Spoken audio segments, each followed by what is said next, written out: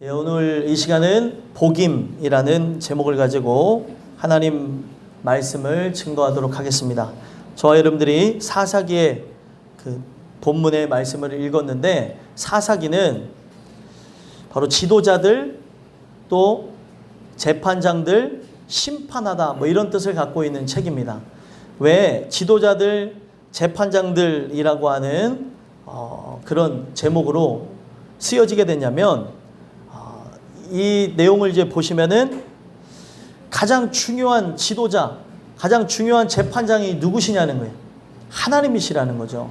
근데 여기에 중심 주제가 되어져 있어 있는 말씀이 이스라엘의 왕이 분명히 존재했습니다. 그 왕은 누구시냐면 하나님이셨어요. 근데 그들이 왕이신 하나님을 무시하고 나가게 되는 것으로 자기가 왕처럼, 자기가 하나님의 주권을 가로채서 나가는 그런 모습이 있었던 것입니다. 그래서 그들에게 알게 하시는 것은 이스라엘에 왕이 없으므로 자기 소견에 옳은 대로 행하니라 라는 말씀이 중심의 말씀인데, 왕이 없었나요? 좀 전에 말씀드렸던 대로 있었습니다. 근데 그 왕을 무시한 대가가 무엇이었냐면, 진짜 왕이신 하나님께서 그들을 심판하셨다는 거예요. 그래서 오늘 우리가 그 왕이신 하나님을 잊고 살아가게 되어진다면, 내가 택한 영혼이면 징계를 통해서 돌아올 수 있는 루트를 마련하시지만, 그런 존재가 아니면 심판을 통해 영원히 멸망할 수 있는 존재가 될 수 있다는 것입니다. 그래서 저와 여러분은 오늘 그 사사기의 그 중심적인 그 내용을 통해서 나는 과연 그 하나님을 인정하고 살아가고 있는가, 하나님을 의지하고 살아가고 있는가 살펴보셨으면 좋겠고요. 오늘 이 내용을 통해서 저와 여러분이 복임이라고 하는 이 제목, 우리가 한글이 아니기 때문에 좀 생소할 수 있지만, 복임이라고 하는 이 뜻은 바로 목 놓아서 울다, 통곡하다라는 뜻을 갖고 있어요. 왜 이 복임이라고 하는 제목으로 쓰여졌냐는 거죠. 오늘 저와 여러분이 이 통곡하며 운다고 하는 그 이름의 그 복임이라고 하는 그 장소의 이름을 통해서 여러분들 스스로 세 가지 질문을 던지면서 바로 점검을 해보셨으면 좋겠어요. 나는 과연 어떤 존재인가? 나는 그 은혜로 살아가고 있는가? 그것을 살펴보시고, 오늘 우리의 인생에 일어나야 되는 건 뭐예요? 왕이 바뀌어야 되는 거예요.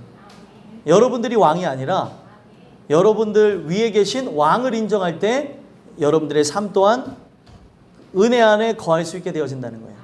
그래서 오늘 주신 이 말씀을 통해 여러분들 점검해 보시고, 복임을 통해 주시는 은혜가 여러분들에게 있게 되길 간절히 소망합니다. 그래서 복임을 통해 세 가지 권면의 말씀을 드리고자 하는데, 첫 번째, 여러분들이 점검해 봐야 되는 게 무엇이냐면, 하나님의 목소리를 듣고 있는가 점검해 봐야 된다는 거예요.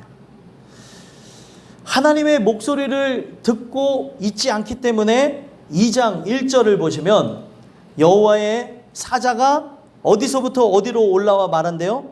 길갈에서부터 복임으로 올라와 말하되, 이렇게 시작하고 있어요. 저번 주 말씀의 제목이 뭐였죠? 할례를 받았는가? 그 마지막 하이라이트가 뭐였습니까? 길갈이었어요. 길갈. 그래서 중요한 게 무엇이냐면, 내가 그 길갈이라고 하는 그 장소의 의미가 나에게 실행이 되어졌는가라는 말씀을 나눴잖아요. 우리의 인생이 길갈의 뜻이 뭐냐면, 애굽의 수치가 굴러가다라는 뜻이에요. 애굽의 수치가 뭐냐면 사단의 종노릇하고 세상에 우리가 고개를 조아리고 굴복되어졌던 삶을 의미하는 겁니다. 그런 존재였다가 하나님 주시는 은혜에 의해서 그 모든 수치와 그 능욕이 다 사라지게 하셨다는 거예요. 그래서 길갈은 역사적으로 아주 백성들에게, 또 자손들에게 자신의 그 삶을 돌아보게 하는 장소가 되어졌는데, 오늘 내용을 보니까 길갈에서부터 복임으로 올라왔다는 거예요. 그 이야기는 뭐예요? 그들이 길갈의 의미를 잃어버렸다는 거예요. 또다시 애굽 사람의 종노릇할 때 모습, 그 모습 그대로 사단의 종노릇하고 세상에 굴복되어지고 세상 앞에 절하는 모습으로 나갔었기 때문에 의도적으로 길갈에서부터 복임으로 올라와서 말했다는 거예요. 이 얘기는 뭐예요? 너와 나 사이에 약속했던 그 말씀을 잊어버리지 말라는 거죠. 오늘 우리가 이 말씀을 통해서 살펴봐야 되는 게, 하나님께서는 우리와의 그 언약을 어떻게 하신대요? 1절에 보니까 영원히 어기지 아니한다는 거예요. 그래서 1절 다시 한 번만 읽어볼까요? 읽어보겠습니다. 시작. 여호와의 사자가 길갈에서부터 복임으로 올라와 말하되 내가 너희를 애굽에서 올라오게 하여 내가 너희의 조상들에게 맹세한 땅으로 들어가게 하였으며 또 내가 이르기를 내가 너희와 함께한 언약을 영원히 어기지 아니하리니. 아멘. 하나님께서는 언약, 약속을 어기지 아니한다는 거예요. 약속을 과거에는 어떻게 했냐면 짐승을 반으로 갈라서 바로 약속을 했습니다. 내가 바로 너의 하나님이 되고 너는 나의 백성이 되고 너는 나의 양이 되어지고 나의 자녀가 되어지고 나는 너의 아버지가 되어지고 나는 너의 인도자가 되어지고 목자가 되어진다 라는 차원에서 바로 짐승을 반으로 갈랐어요. 반으로 갈른 의미가 무엇이죠? 반으로 갈른 의미는 이 약속을 어기는 자는 바로 반으로 갈라서 죽는다는 의미를 갖고 있는 겁니다. 그러면 하나님이 자신의 이름을 걸고 약속하시는 분인데 우리와 약속을 어기겠습니까? 자신을 죽이면서까지? 그러지 않는 분이라는 거. 내가 너희와 그 언약을 영원히 어기지 아니한다라는 것을 통해 하나님은 실현하지 않는 존재, 그 약속을 반드시 지키는 존재입니다. 저는 되게 이성적이지 않은 사람이에요. 그래서 감성적인 사람이라 실현할 때가 많아요. 그러면은 뭐 어디에다 소개할 때 막 감정에 앞서서 하니까 막 소개하고 싶으니까 거기 가면은 50% 세일해 줄 거라고. 근데 갔는데 안 해줬더라고요. 되게 난감했던 상황. 그래서 제 아내가 여보 마음은 알겠는데 제발 그 마음이 끌어서 여보의 심정으로 해주고 싶은 마음을 대변하지 말라고. 아니 자기가 사장도 아니고 원장도 아닌데 50% 해줄 거예요. 가보세요. 갔더니 30% 해준 거예요. 알고 봤더니 50%는 저만 해준 건데 저에게 해준 거를 다른 사람한테 해줄 거라고 생각해서 말했다가 결국 실현이 되어지고, 이런 부분이 여러 번 있으면서 아내한테 얘기를 들었던 적이 있어요. 감정이 앞서요. 계속. 왜 그러냐면 사람이기 때문에 그래요. 저 또한 사람이고 여러분들 또한 약속을 하고도 못하게 되어지면 그게 실현이 되어집니다. 근데 하나님은 시건치 아니하시며 후회가 없으신 분이라는 거예요. 하나님께서는 그냥 빈말이라는 거를 안 해요. 우리는 살면서도 얼마나 빈말을 많이 해요. 배고픈데도 아니에요. 배가 부르다고 하고, 배가 부른데도 배고프다고 하고, 뭐 그것서부터 죄송합니다. 또 흥분했어요. 또 흥분하지 말아야 되는데, 아니 사람이 그렇다는 거예요. 사람이. 그래서 우리는 이 내용을 통해서 보게 되어지면 그 하나님의 그 뜻에 의해서 순종하며 나가야 됨에도 불구하고 우리는 그 감정에 또 우리의 상황에 취하여서 그렇게 나가게 되는 것을 보게 되어진다는 겁니다. 근데 하나님 자체는 그런 부분이 없는 거예요. 약속을 하면은 반드시 지키는 하나님이라는 겁니다. 그런데 인간은 어떤 존재, 하나님과 어떤 약속을 했는가 하고 봤더니 2절 한번 읽어보겠습니다. 읽겠습니다. 시작. 너희는 이 땅의 주민과 언약을 맺지 말며 그들의 제단들을 헐라하였거늘 너희가 내 목소리를 듣지 아니하였으니 어찌하여 그리하였느냐. 아멘. 이 내용을 보니까 하나님과 이스라엘 백성이 어떤 언약을 맺었어요? 주민과 언약을 맺지 말고 제단을 헐라하라고 얘기했다는 거예요. 여러분들, 하나님은 어떤 분이냐면 그 죄에 대해서 하나라도 인정하고 싶지 않는 분이 하나님입니다. 죄라고 하는 것을 경멸하시고 미워하시고 싫어하시는 분이에요. 그런데 우리 인간이 죄에 대해서 틈에 타고 사단의 종로로 타게 되어질까 봐 이스라엘이 가나안을 정복하면서 가나안 7족을 멸하라고 하는 하나님의 명령의 말씀을 주셨다는 거예요. 근데 그 땅을 정복을 하라고 들어갔더니 그 주민이 착한 경우도 있고 그 주민들이 힘이 센 경우도 있고, 그리고 지내다 보니까 좋은 사람인 것 같기도 하다 보니까 결국에 어떻게 했어요? 그들을 죽이지 못했다는 거예요. 여러분, 하나님께서 그들을 죽이라고 하니까 어떤 생각이 들어요? 하나님 너무 잔인하다, 너무하다라고 생각할 수 있겠지만 우리 영혼이 그 죄라고 하는 것이 틈을 타서 영원한 지옥에 빠지지 않게 하고자 하는 하나님의 사랑이라는 거예요. 때론 그 사랑이라고 하는 것은 머리로 이해되지 않을 때가 있어요. 그렇죠?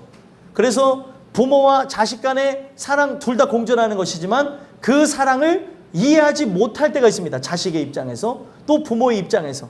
그래가지고 어른들이 흔히 하는 얘기가 뭐예요? 그 어머니 그 나이가 돼봐야 그 사랑을 좀 알 수 있을 것이다 라고 이야기를 하는 경우도 있다는 거예요. 인간의 사랑에서도 인간의 그 사랑을, 그 의도를 나에게 왜 이런 것을 했는지 알지 못할 때가 있다는 거예요. 알지 못하니까 일어나는 현상이 뭐예요? 서운하고 원망스럽고 또 불만이 나오는 걸 보게 되어지는데, 하나님께서 그렇게 하라고 한 의도는 뭐예요? 너무나 사랑하기 때문에 이들이 죄로 인해 멸망하지 않게 하기 위한 하나님의 의도였다는 거예요. 여기에 자녀들도, 어린 자녀들도 있는데 엄마 아버지가 매를 드는 이유가 무엇이에요? 예? 안 맞아보셨나봐요. 저는 많이 맞아봐가지고 예. 매를 드는 이유가 불만이 있어요. 왜 이렇게 자꾸 나를 때리시지? 나를 미워하는가? 했는데 나중에 깨닫게 되어진 게 뭐냐면 나를 너무나 사랑해서 매를 들었구나라는 걸 알게 되어졌다는 거예요. 그걸 모를 때는 불만스럽고 왜 나를 이렇게 못 살게 하지? 우리 아버지는 개분가 봐. 막, 예? 혼자 별 생각을 다 하고, 예, 우리 아버지 보고 계신가요? 예, 그 부분에서 우리가 착각하는 경우가 있다는 거예요. 착각하는 경우. 사랑해서 한 건데. 근데 여러분들, 인간과 인간 사이에서도 이해하지 못하는 사람들이 어찌 신과 인간 사이에서 이해할 수 있겠냐는 거예요. 이해할 수가 없어요, 하나님은. 그래서 하나님을 이해하라 그랬어요? 성경은 믿으라고 했습니다. 이해할 존재가 아니에요. 내 머리로 계산되어지는 분이 아닌데 어떻게 이해를 합니까? 믿는 거라는 거예요. 근데 그 믿음이 성경은 어떻게 해요? 내가 믿어야지 해서 믿어야지 함으로 믿어지는 게 아니라 하나님이 선물로 주셔야 믿어진다고 얘기하는 거예요. 소망하기는 여러분들과 제가 하나님이 여러분들을 사랑하셔서 그 믿음이라고 하는 것을 선물로 주심으로 믿게 되는 역사가 있었으면 좋겠습니다. 그래서 결국에는 이 하나님이 하시는 그 말들을 자기의 생각으로 가져가게 되면서 하나님의 목소리를 듣지 않았던 거예요. 그 결과 어떻게 되어집니까? 그들이 나중에 고통으로 나가게 되어졌다는 거예요. 오늘 여러분들과 제가 이 말씀을 들으면서 생각해 보셔야 되는 것은, 나는 지금 하나님의 목소리를 듣고 있는가 살펴봐야 된다는 거예요. 하나님의 목소리라고 하는 것은 우리가 주의 말씀을 들으면서 그 말씀에 의해 순종하고 나가고 있는가, 나의 삶의 지표가 어디를 향해서 나가고 있는가를 살펴봐야 된다는 거예요. 하나님은 천지 만물을 뭘로 창조하셨어요? 말씀으로 창조하셨습니다. 여기 앉아있는 분들 중에는 하나님의 불가항력적인 은혜에 의해서 하나님에 대한 존재 인식을 하게 된 분들도 계실 거예요.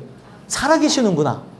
하나님 진짜 계시는구나. 여기 앉아있는 분들 중에 하나님 안 계신다고 하면서 앉아 계신 분들 없죠? 있나 봐요. 그 중에. 네, 계시잖아요, 하나님은. 그죠? 그 계시는 것을 영적으로 민감한 존재들이 있어요. 민감한 존재들은 존재에 대한 인식을 하게 되어지는 경우가 있다는 거예요. 살아계시는구나. 진짜구나. 근데 여러분들, 우리가 여기서 그치면 안 돼요. 왜 제가 여기서 그치면 안 된다고 하냐면, 다른 종교에 있는 사람들 또한 돌을 닦고 자기가 스스로 신이 되고자 하고 또 그 종교의 수장이 되고자 하면서 하다 보면 체험들을 하게 되어지는데, 간혹 다른 종교에 있지만 하나님이 살아계신다는 걸 체험하는 사람들이 있다는 거예요. 그건 뭐라고 하는 거냐면, 계신다라고 하는 걸 존재적으로 깨닫게 되어진 거예요. 존재론적으로. 진짜 계시는구나. 살아계시는구나. 여기에 일어난 현상은 세상에 안 믿는 사람들도 다 경험할 수 있는 거라는 거예요. 근데 택한 영혼은 거기서 어떻게까지 되어지냐면, 살아계셨다고 하는 것으로 끝을 맺는 게 아니라 실제적으로 만나게 되어진다는 거예요. 그 만나게 되어진 건 뭐를 통해서 이루어지냐? 미련해 보이고 답답해 보이고 딱딱해 보이고 도대체 이게 무엇인가라고 하는 하나님의 말씀을 통해서 만난다는 거예요. 여러분들, 분명히 우리는 그런 거에 대한 인식을 하게 되어질 때가 있어요. 우리가 베트남 다낭이라고 하는 데를 만약에 예를 들면은 다낭 안 가보셨잖아요. 근데 여기에 다낭이 있다는 거를 모든 사람들이 들어봤으면 있다라고 하는 거를 인정한다는 거죠. 근데 가본 사람은 뭐예요? 가봤더니 어마어마해 하면서 이러잖아요. 아닌가요? 오늘 왜 이러지? 흥분했어요 또. 흥분하지 말아야 되는데. 컴다운해야 되는데. 아니 진짜예요. 여러분들 가본 사람은 어마어마한 걸 안 되니까요.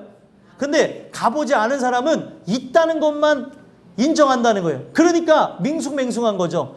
살아계신 하나님을 우리가 만나게 되어지면 이 세상에 우리가 자연 경관을 보면서 어떤 특정한 경험을 하면서 체험을 하면서 느낀 감격과 기쁨보다 엄청난 환희가 우리에게 들어온다는 거예요. 구원의 기쁨이 찾아온다는 거죠. 그러니까 성경은 존재의 인식에서 그치지 말고 그 목소리를 청종하는 것을 통해 그분을 만나라는 거예요. 만나면 선하시고 그리고 인자하시고 그 긍휼이 한이 없이 많으신 분이라는 것을 알게 되어지는 거죠. 그분을 만나고 대화하는 것과 이런 분이 있다는 것하고의 대화 차이는 하늘과 땅 차이라는 거예요. 오늘 여러분들과 제가 하나님이 계시다라고 하는 정도로만 그 존재 인식으로 그치지 마시고 여호와의 목소리를 듣는 여러분들과 제가 되셔서 여러분들과 저를 보호하시는 목자 되신 하나님, 우리를 영원한 천국으로 푸른 초장 맑은 시냇물가 그 영원한 천국으로 인도하시는 그 하나님을 만나게 되는 은혜가 있었으면 좋겠습니다. 그러기 위해서 여러분들 스스로가 질문을 던져보셔야 돼요. 나는 바로 하나님의 목소리를 듣고 있는가? 아니면 이 목소리를 밀어내고 있는가?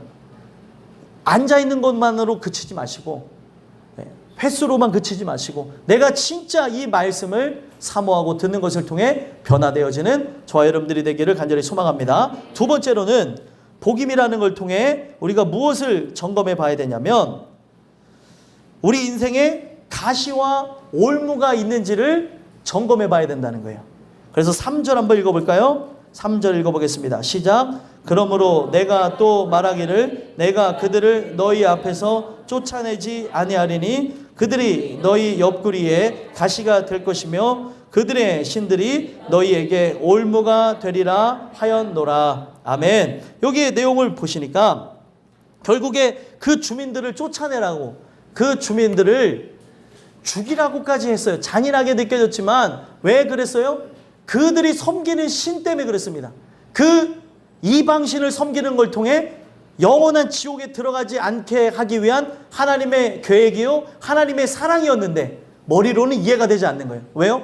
눈으로 보는 것을 더 믿게 되어지는 게 사람이라는 거죠. 눈으로 봤더니 옆집 사람이 너무나 착한 거예요. 너무 도덕적으로도 바르고 윤리의식도 뛰어나고 또 나에게 떡도 갖다 주고 이사 왔어요 하면서 떡도 갖다 주는데 예를 들면은 이 사람과 절교하라 그러고 만나지 말라고 하라고 하나님이 그런 말씀을 준다면 누가 이해를 할 수 있겠냐는 거예요. 이 내용은 남의 땅에 들어가서 남의 땅에 살고 있는 이들을 죽이고 정복하라는 얘기였어요. 그러니 약속에 미쳐 있지 않으면 그 내용은 도덕과 윤리 측면에서 봤을 때는 말도 안 되는 얘기를 하셨다는 거예요. 근데 훗날에 보니까 이 백성들이 하나님의 말씀을 어기게 된 것 때문에 하나님이 뭐라 그랬어요? 그들을 너희 앞에서 쫓아내지 아니하리니. 너희들이 쫓아내지 않으니까 그래 내가 쫓아내지 아니할 것이다. 이 얘기는 뭐예요? 쫓아내는 거는 누가 하는 거였어요 사실? 쫓아내는 거는 하나님이 하셨던 거예요. 나는 그 말씀을 순종하며 신육만 했던 것이죠. 이게 되게 중요한 건데 갈렙이라고 하는 할아버지가 나와요. 갈렙이라고 하는 할아버지는 싸움을 잘했을까요? 싸움을 못했을까요? 싸움을 잘하는 사람은 아니었습니다. 못했다는 내용은 안 나와요. 근데 잘했다는 내용도 안 나옵니다. 그가 했던 게 뭐냐면 바로 하나님 말씀 믿고 나간 것뿐이에요. 그래서 누구를 정복했냐면 아낙 자손을 정복을 했습니다. 아낙 자손은 거인들이에요. 이스라엘 사람들은 싸워보지도 않았던 민족인데 그 갈렙 85세 할아버지가 이끄는 그의 군대가 거기를 이기는 게 상식적으로 맞습니까? 아니면 틀립니까? 여러분들 이거 이해를 쉽게 하면은 저희 교회 운동신경이 좋은 예준이가 있어요. 요만한 친구가 있는데 그 요만한 친구와 최홍만이 싸우면 누가 이길까요? 최홍만 씨가 이기겠죠. 아무리 최홍만 씨가 싸움을 못한다 하더라도 바람만 불어도 애가 넘어갈 거예요. 근데 그러한 민족으로 구성되어진 자들을 어떻게 이기냐는 거예요. 결국에 하나님께서 얘기하는 거는 너희들이 쫓아내는 것처럼 보이지만 내가 쫓아내는 거였다는 거예요. 근데 너희들이 순종하지 아니하니 내가 쫓아내지 아니하겠다는 거예요. 그래서 결국에 그 이방 민족이 또 그 땅을 차지하고 있던 사람들이 뭐가 되어진대요? 옆구리에 가시가 된다는 거예요. 가시. 옆구리에 가시가 된다는 의미가 어떤 의미겠습니까, 여러분들? 옆구리에 가시가 되어진다는 거예요. 예? 옆구리를 찌르는 거예요. 예? 이게 원어로 보니까 곁에 둬서 괴롭히는 존재라는 거예요. 곁에 둬서 괴롭히는 존재. 그래서 여러분들 하나님 말씀에 순종하고 나갔다면은 그런 일이 없을 건데, 예? 그 순종을 안 한 것으로 인하여서 결국에 이방 민족이 그 곁에서 계속해서 찌르는 도구가 되어졌다는 거예요. 그래서 이 가시는 오늘날 여러분들의 고통과 고난과 또 문제를 주는 존재가 되어질 수 있겠죠. 어떤 이에게는 돈, 명예, 권력, 권세, 또 우리가 알 수 있는 그런 언어로 표현되어진 그런 괴로움들, 이런 것을 가시로 여길 수 있는데 하나님이 여러분들한테 가시를 뒀는지 살펴보자는 거예요. 가시. 왜 가시를 주셨냐는 거예요. 왜? 그 가시를 통하여서 결국에 내가 하나님 앞에 돌아가야 될 자라는 것을 알게 하기 위해 가시를 뒀다는 거예요. 괴롭히려고 가시를 둔 게 아니었다는 겁니다. 엄마가 아들한테 공부하라고 하는 얘기는, 여기 아들, 저기 아들 있네? 저기. 그 괴롭히려고 하는 얘기예요? 아니면은 진짜 생각해서 하는 얘기예요? 대답을 못하고 있어요. 머릿속으로는 괴롭히는 건데. 이거 진짜 말하면 큰일 나는데. 예. 아니 본인 생각에는 괴롭힌다고 생각을 할 수 있거든요. 사람이니까. 그렇죠? 그렇죠. 그치? 예, 그렇대요. 그렇다고 엄마 그 옆에서 불꽃 눈으로 날리면 애가 어떻게 하겠습니까? 아니 입장을 바꿔 생각해보자고요. 아니 얘가 공부하는 데서 엄마는 분명히 의도도 있고 아들도 의도가 있는데 그 공부하라고 하는 게 내가 알아서 할 수 있는데 왜 간섭하지? 왜 나를 힘들게 이게 사랑해서 하는 건데 그럴 수가 있다는 거예요. 근데 여러분들 가시를 우리에게 허락한 이유는 뭐예요? 가시를 허락한 이유. 그 말이 가시가 되어질 때가 있죠. 또 삶의 사건이 가시가 되어질 때가 있죠. 어떤 일들이 가시가 되어질 때가 있죠. 나로 하여금 돌아보게 하기 위함이에요.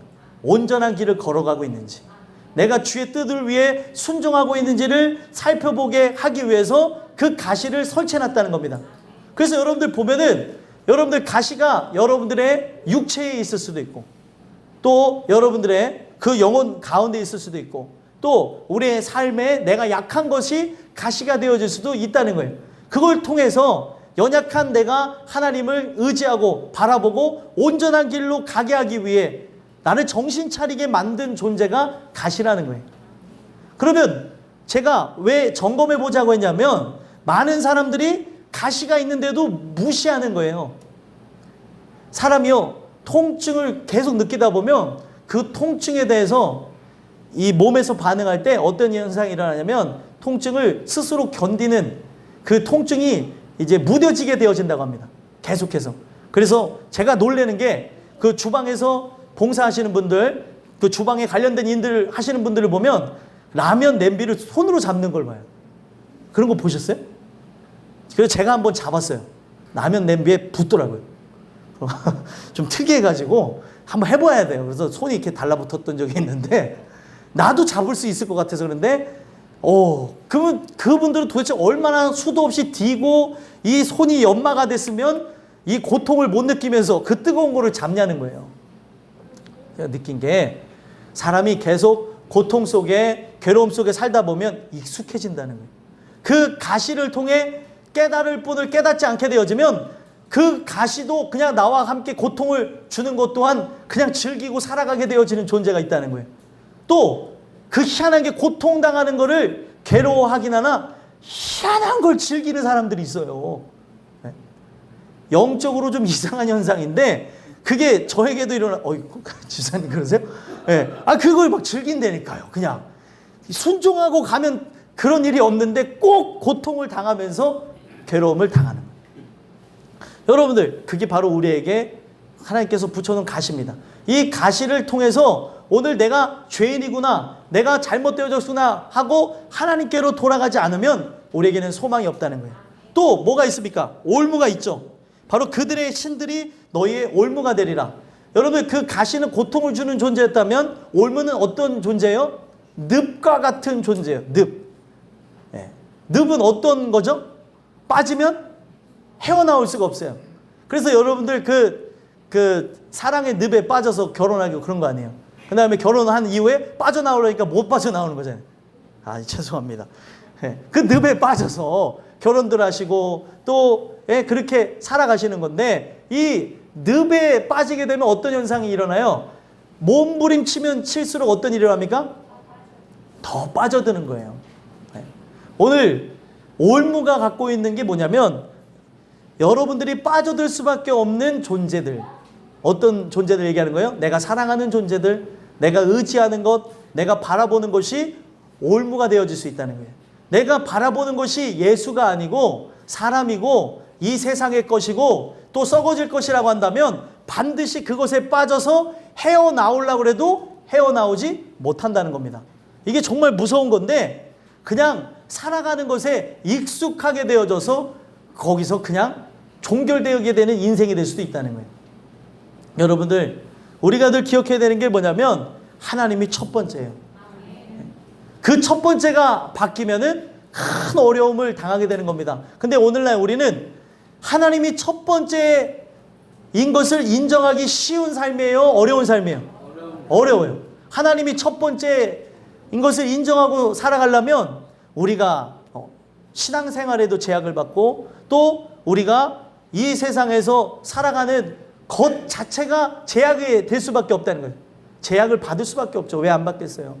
오늘 저와 여러분은 이것을 통해 왜 하나님께서 거기에 있는 모든 것들을 멸하라고 했는지를 살펴봐야 된다는 거예요. 결국에 그 인정 때문에, 사람의 관계 때문에, 또 내가 좋아하는 것 때문에, 의지하는 것 때문에 빠져서 멸망으로 나갈 수 있다는 걸 가르쳐주는 거예요. 성경은 이것을 바로 신들로 표현했어요. 신들. 여러분들에게 신은 하나님 한 분뿐이셔야 됩니다. 근데 어떤 분들은 누가 신이에요? 네, 본인이 신인 경우도 있어요. 그래서 우리가 세상 사람들을 보면서 또 제 자신을 보면서 내 스스로가 신처럼 섬긴다는 걸 또 어떻게 알 수 있어요? 꼬박꼬박 건강식품 잘 챙겨 먹습니다. 네? 내가 건강해야 되니까, 나라고 하는 존재를 사랑하니까, 소중히 여기니까, 그런 모습서부터 한두 가지가 아니라는 거예요. 그리고 또 나를 사랑하는 것뿐만이 아니라 나를 신격화하며 나를 의지하는 것뿐만 아니라 또 누가 또 되어질 수 있어요? 내 주변에 사랑하는 이들. 그런 이들 자체가 그렇게 되어질 수 있다는 겁니다. 그래서 성경은 이런 것을 통해서 우리가 깨달아야 되는 게 뭐냐면, 이 가시와 올무에 빠지게 된 것, 내가 지금 의지해야 될 대상이 바뀌게 되어진 것, 세상을 의지하게 됨으로 고통을 받는 것을 통해 내가 죄인 되어진 것을 은혜를 통해서 알지 않게 되어지면 우리의 삶은 소망이 없다는 걸 가르쳐주는 거예요. 여러분들과 제가 이 주시는 말씀을 통해 살펴봤으면 좋겠어요. 나는 나에게 가시와 올무가 있는가? 우리의 삶에 고난과 고통이 있는가? 그 고난과 고통을 통해 여러분들 좌절만 하지 마시고 불평과 원망만 하지 마시고 그것을 통해 주께 돌아오게 되는 은혜가 있었으면 좋겠습니다. 그래서 이스라엘 백성들의 역사가 사사기에 잘 나타나 있는데, 징계를 하나님이 어떻게 하시냐면 이방 군대 침략을 통해 징계를 주십니다. 그러면 어떻게 해요? 어김없이 하나님을 찾아요. 그럼 하나님을 찾음으로 하나님은 구원하시고 그들을 보호하시는 역사를 보여줍니다. 계속 그게 반복되어지는 이야기를 적어놓은 게 사사기예요. 그러면은 사람들은 어떤 존재예요? 이방 군대가 침략했을 때는 잘못했어요, 용서해 주세요, 저들이 이기게 해주세요 해서 하나님 구원해 주지만, 이방 군대가 떠나가면 또다시 범죄하는 우리들의 모습을 보게 되어진다. 그래서 하나님께서는 우리 인생들에게 계속되어지는 가시와 올무를 통해 주님의 뜻 가운데 주의 길로 걸어갈 수 있도록 이 모든 것을 진행하신다는 거예요. 불평할 것이 아니라는 거예요. 오히려 이것을 통해서 내가 돌아올 수 있도록 하게 하신다는 거예요. 어떤 분에게는 아들이고, 어떤 분에게는 딸이고, 어떤 분에게는 부모고, 또 남편이고, 아내고, 또 자녀이고, 또 우리의 삶에 살아가는 일들이고 직업이고 모든 걸 통해서 하나님께서 고통을 주시는 이유가 돌아오라는 거예요. 그 모든 고통을 내가 끝내주겠다 하나님께서 말씀하시는 겁니다. 소망하기는 이 주시는 은혜를 통해 여러분들 주변에 있는 가시가 무엇인지 올무가 무엇인지를 발견하고 주께 돌아오게 되는 은혜가 있게 되길 간절히 소망합니다. 마지막 세 번째로는요, 복임이라고 하는 말씀을 통해 우리가 점검해 봐야 되는 게 뭐냐면 죄 때문에 통곡해 봤는가 점검해 봐야 된다는 거예요. 뭐 때문에요? 죄 때문에. 여러분 죄 때문에 통곡해 보셨나요? 네, 해보셨어요? 네. 이 부분이 왜 중요하냐면 해본 분도 있고 안 해본 분도 있을 것인데 상당 부분은 죄 때문에 괴로워하는 것을 경험했던 분들이 많습니다. 근데 뭐 때문에 끝나게 되어지냐면 그냥 내 감정이 변화하는 것 때문에 끝나게 되어지는 경우가 있는데 제일 중요한 것은 그 분의 마음, 하나님의 마음이 변화가 돼야 용서를 받는 것이지 죄 지은 우리의 마음이 변화되는 것으로 용서가 이루어지는 게 아니라는 거예요. 예를 들면 여러분들이 돈을 빌렸어요. 돈을 빌렸다고 한다면 내가 돈 빌린 사람한테 오늘 자고 일어났는데 그 사람이 괜히 돈을 안 받을 것 같아. 그래갖고 그 사람한테 가서 돈 안 받으실 거죠? 감사합니다. 그러면 그 사람이 뭐라고 할 것 같아요? 예, 아유, 전문 용어가 나왔네요. 예. 이상하다고 할 거예요. 제일 중요한 거는 돈을 빌려준 사람이 마음이 바뀌어져야 안 받는 것이지 내 마음이 기도하면서 하나님 제가 100억을 빌렸는데 이 100억 때문에 너무 미칠 것 같아요. 못 살 것 같아요. 이 100억이 없어진 줄 믿습니다. 하고 살아간다 한들 100억은 그대로 있다는 거예요. 이런 현상이라는 거예요. 우리가 하나님 앞에 죄를 범한 거예요. 이 죄라고 하는 거는 어떤 거냐면 작은 것이든 큰 것이든 이 죄를 씻기 위해 죽은 분이 있다는 걸 알려주는 겁니다. 그러면은 죄는 결국에 누구를 죽이게 되어진 거예요? 하나님의 아들 예수 그리스도를 죽이게 된 것이기 때문에 그분의 마음이 변화되어져야 저와 여러분들이 구원을 얻는 거예요. 내가 그냥 기분과 감정에 의해서 믿습니다 하고 끝나는 부분이 아니라는 거죠. 저와 여러분들과 제가 이 말씀을 통해서 죄에 대해서 통곡하시는데 이 땅에서 하나님이 나에게 그 은혜를 베푸셔서 확신을 주기까지, 그 확신이라고 하는 것은 어떤 것을 의미하는 거냐면 내가 은혜 받은 죄인이 되어졌다는 것을 느낄 때까지 하시라는 거예요. 그냥 하다가 마는 게 아니라 왜 어렸을 때부터 함께한 청년들도 있는데 그냥 같이 기도하다 보면 힘든 거예요. 이게 통곡이 하나님 잘못했습니다 하고 하다가 또 힘들어서 그만두고 또 그만두고 하는데 이거는 언제까지 하는 거예요?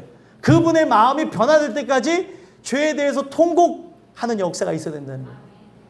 그러려면 어떻게 해야 통곡이 일어날까요? 하나님 주시는 은혜에 의해 죄에 대한 무게를 느끼고 그 죄 때문에 괴롭게 되어지는 일들이 있어야 그 죄를 씻으신 예수 그리스도의 은혜를 소망하는 거고 그 아들을 주신 하나님의 사랑을 받기를 원하게 되어진다는 거예요. 이게 되어지지 않으니까 내가 선택해서 내가 모든 걸 결정하고 나에 의해서 하나님도 내가 믿는다고 생각하고 나가는 거예요. 아닙니다. 그분이 은혜를 허락하셔야 되는 부분이라는 거예요. 그래서 여러분들과 저는 이 복임이라고 하는 장소의 이름의 뜻이 바로 통곡하는 자들인데 이 땅에서 통곡하며 죄 때문에 통회한 자는 성경에 분명히 얘기하는 게 죄로 인해 통회하는 자를 하나님께서는 위로해 주실 거라고 얘기하고 있어요. 나의 죄 때문에 통회하는 자, 또 남의 죄 때문에 통회하며 기도하는 자를 하나님께서 위로하신다고 얘기를 하고 있습니다. 이 세상을 살아갈 때에 이 통곡의 문제가 끝난 자들이 인생의 마지막에서 통곡을 하지 않는 거예요. 제가 이번 주에 장례를 2번 이렇게 치르고 왔는데 그 장례를 두 집의 장례를 치르면서 느끼게 되어지는 게 우리가 마지막 그때에 웃을 수 있냐는 거예요. 웃을 수 있으면 우리는 감사한 거예요. 근데 그 마지막 때에 통곡하는 집이 있어요. 그 통곡하게 되어진, 물론 돌아가신 것에 때문에 통곡하며 또 괴로워하는 그런 부분도 당연히 있겠지만 제가 말하는 통곡의 의미는 구원받지 않고 돌아가시는 경우들이 있다는 거. 그러면 이거는 가슴에 사무치는 겁니다. 오늘 여러분들과 제가 기억해야 되는 것, 내 인생의 마지막 날에 통곡하지 않으려면 하나님이 주시는 은혜를 통해 먼저 통곡하는 역사가 있어야 된다는 거예요. 그 은혜에 의해 통곡하게 되어진 자들이 마지막 날 웃을 수 있고 마지막 날 통곡하지 않게 되어진다는 겁니다. 그래서 복임이라고 하는 이 말씀의 의미는 바로 그런 거예요. 그래서 이들이 그 장소를 하나님이 주시는 은혜를 위해서 복임이라고 하였고 거기서 뭘 드렸대요? 제사를 드렸다는 거예요. 자, 여러분들 제사를 왜 드렸을 것 같아요? 제사를 드린 이유는 긍휼을 구하는 거예요. 하나님, 나의 죄를 씻어주세요. 나를 용서해 주세요. 내가 이 땅에서 죄 때문에 애통하고 또 괴로워하고는 있지만 예수 그리스도를 만남으로 이 모든 것이 씻겨지게 하여 주시고 나의 마지막 날에 통곡하지 않고 기쁨의 찬송을 할 수 있게 하여 주시옵소서. 그렇게 기도하는 역사가 있었으면 좋겠어요. 여러분들과 제가 이 세상을 살아가면서 잘 준비되어지며 은혜 안에 여러분들이 거듭나게 되어지고 믿음으로 천국 가게 되어진다면 장례 문화도 바뀌어질 수 있어요. 그 장례, 두 번의 장례 다 기쁨으로 맞춰서 너무 행복했습니다. 그런데 우리가 다 준비가 되어져, 모든 가족들이 함께 준비가 되어져서 나가게 되어지면 그때는 막 축제의 날이 되어질 수 있어요. 왜요? 좀 이상하게 들려질 수도 있겠지만 이상한 게 아니라 왜 축제의 날이 되어질 수 있어요? 예? 천국에 갔잖아요. 천국. 나는 아직 가고 싶은데 못 간 그 천국에 들어갔으니 축하해줘야 되는 거 아니에요? 힘들게 싸움 끝에 그 믿음을 의지하고 그 십자가를 의지하며 천국 갔으니 축하해야 될 일 아니라는 거예요. 그래서 하나님의 부르심이라는 건 아무도 알 수가 없는데 저는 진짜 그랬으면 좋겠어요. 제가 만약에 하나님의 부름을 일찍 받는다면 우리 교인들은 다 웃으며 기뻐하며 축하하는 날이 됐으면 좋겠어요. 쉬운 게 아니겠죠. 하지만 그렇게 바뀌어져야 되는 거예요. 왜요? 죽은 다음에 끝이라고 하면 우리가 눈물을 흘리고 끝나겠지만 다시 만날 날이 있고 더 좋은 곳으로 부름을 받았는데 그리움의 눈물은 가질 수 있더라도 우리가 기뻐해야 되는 게 아니라는 거예요. 우리가 다 기뻐하며 감사하는 것으로 바뀌어졌으면 좋겠어요. 오늘 주시는 이 말씀을 통해 여호와께 제사를 드렸더라. 그 복임이라는 장소에서 제사를 드리게 되어진 것, 그들이 계속 하나님 앞에 그 예배로 나가게 되어진 것 딱 한 가지였어요. 긍휼 구하는 것. 주님, 내가 마지막 날에 통곡하지 않게 하옵소서. 그게 바로 그들에게 주셨던 은혜였다는 겁니다. 소망하기는 여러분들과 제가 오늘 이 주신 이 말씀을 통해 세 가지 점검해 봤으면 좋겠어요. 첫 번째 점검은 뭐죠? 내가 하나님의 목소리를 듣고 있는가? 이게 제일 중요해요. 여기만 앉아있다가 가는 경우도 있고 또 횟수로는 많이 나온다 하더라도 10배가 듣고 있는지 듣고 있지 않는지를 보여준다니까요. 듣고 있는가를 돌아다 보셨고 또 두 번째는 뭐예요? 두 번째 뭐였죠? 가시와 올무. 가시와 올무가 무엇인가? 내 곁에 있는가? 살펴보셨으면 좋겠고 마지막으로는 무엇입니까? 내가 죄로 인해 통곡해봤는가? 통곡은 계속하는 거예요. 그래서 하나님의 마음이 바뀌어질 때까지 나에게 그 구원의 감격을 주실 때까지 통곡해야 되는 겁니다. 여러분들과 제가 이 세 가지 점검을 하심으로 우리가 하나님의 부르심을 받게 되어지는 그 결산의 날에 넉넉하게 이김을 주시는 그 나라에 들어가게 되는 저와 여러분들이 되기를 간절히 소망합니다. 기도하겠습니다. 하나님,